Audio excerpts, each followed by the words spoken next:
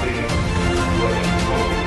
telah ditetapkan bahwa yang tentang DPRD hari ini adalah yang menjadi DPRD Kabupaten Selatan serta peristiwa keputusan ketiga.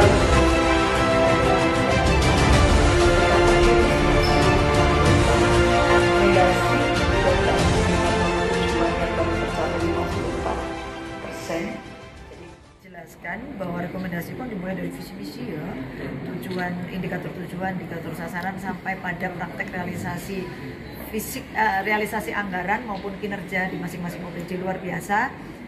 Apa yang disampaikan secara detail ya, jadi detail sekali, angka-angka juga sudah ada, dan menurut saya substansinya adalah bagaimana pemerintahan itu punya tata kelola yang baik. Tentu dalam hal ini saya berterima kasih untuk ke depan menjadi acuan kita, karena ketika ini ada masukan yang cukup banyak, nanti ke depan harapannya harus lebih baik ya dari segala aspek.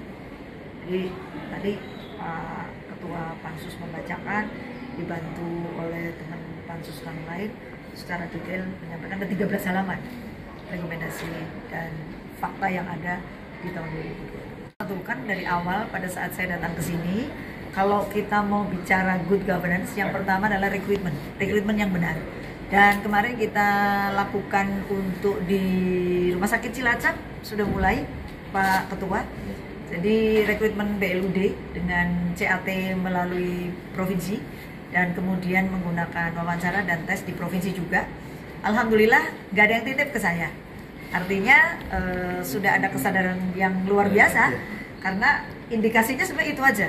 Kalau ada yang masih Bu nitip, itu artinya statement dan gerakan saya masih belum tercapai. Dan saya menanyakan juga ke teman-teman di rumah sakit, alhamdulillah tidak ada hal-hal yang kemudian membuat mereka bingung karena takut ada titipan-titipan. Kira-kira begitu.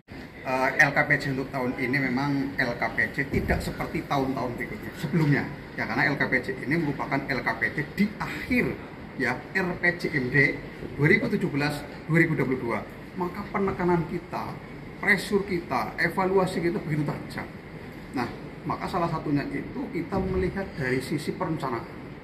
Kita evaluasi RPJMD ya, itu ternyata memang kurang komprehensif dan memang tidak semuanya terakomodir.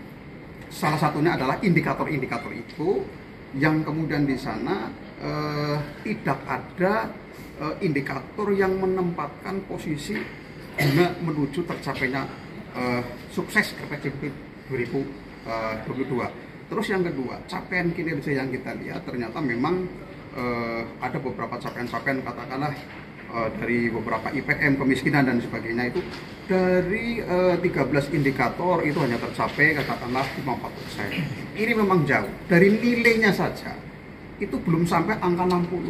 Bagaimana kita lulus? Angka standar 60 aja belum kita sampai. Masih di bawah 60%. Sehingga kita soroti itu. Terus yang kedua, indikator-indikator yang lain. Oleh karenanya kita berharap dengan evaluasi ini ke depan dengan bersama OPJ ini lebih akurat dan terukur perencanaannya, terus kemudian evaluasi.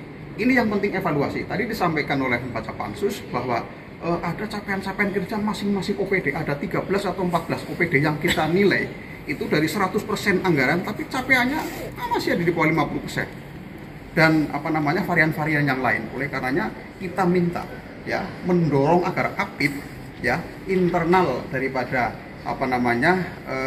kita di operator pemerintah daerah agar melakukan evaluasi paling tidak minimal 3 bulan sekali. Ya, probability audit ini dilakukan 3 bulan sekali agar progress reportnya akan lebih bagus. Saya pikir artinya apa? Harapan masa kok gini aja, enggak lah, ini ada Bu PJ, besok SOTK sudah disuguhkan, SOTK nanti sebelum RKPD pasti akan diisi. Maka berangkat dari rekrutmen dulu. Kalau udah rekrutmen bagus ya, nggak ada titip, nggak ada subjektivitas, nanti akan muncul orang itu punya database. Pasti akan perencanaan bagus. Kalau udah perencanaan bagus, progresnya, targetnya mesti jelas. Kalau ini RPD bisa tercapai, sehingga harapannya teman-teman ini gembira sekali. Sampai pansus itu waktunya tidak sampai 30 hari siang malam terus menghitung itu karena apa? Memberikan rekomendasi. Supaya apa? Supaya ke depan fondasi yang fundamental ini berkaitan pembangunan untuk masyarakat Kabupaten Cilacap bisa tercapai tujuannya, cita-citanya. Begitu ya. Jadi ini Pansus dan DPRD itu dengan segala maaf hari ini kritis luar biasa karena sekali lagi diberi tugas oleh regulasi untuk memberikan rekomendasi. Maka dari itu harapannya ada di pundak penjabat bupati. Dan kenapa pada sekali lagi ini teman-teman semangat, karena melihat di pundak PJ bupati ini sepertinya ada secercah harapan. Gitu. Oke? Ini sudah dimulai dari perekrutan RSUD, ya RSUD. RSUD sudah. Bayar no Sogok. sogok apa ini? Nah, ini Komisi C sudah menyampaikan di Komisi C ada database ya sudah ada sehingga percaya jelas ke UPR ya Komisi C. Terus tadi disampaikan ada perbub ya. Perbub itu untuk duit Pemda turun ke desa.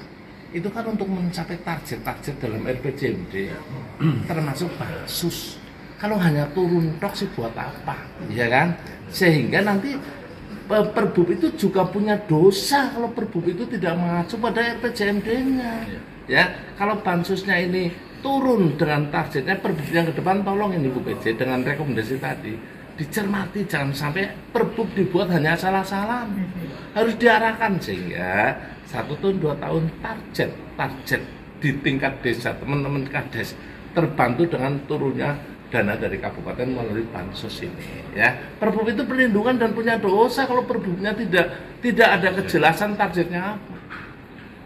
Nggak ada stunting di sana tingkat desa, kemiskinan, pengangguran kok terus diatasi oleh desa, nggak bisa. Maka bupati menurunkan anggaran disetujui DPD, tapi turunnya jangan duit untuk umbiar-umbiaran, dipakai iya, tapi yang bisa mencapai menyelesaikan target-target yang sudah digariskan. Gitu ya.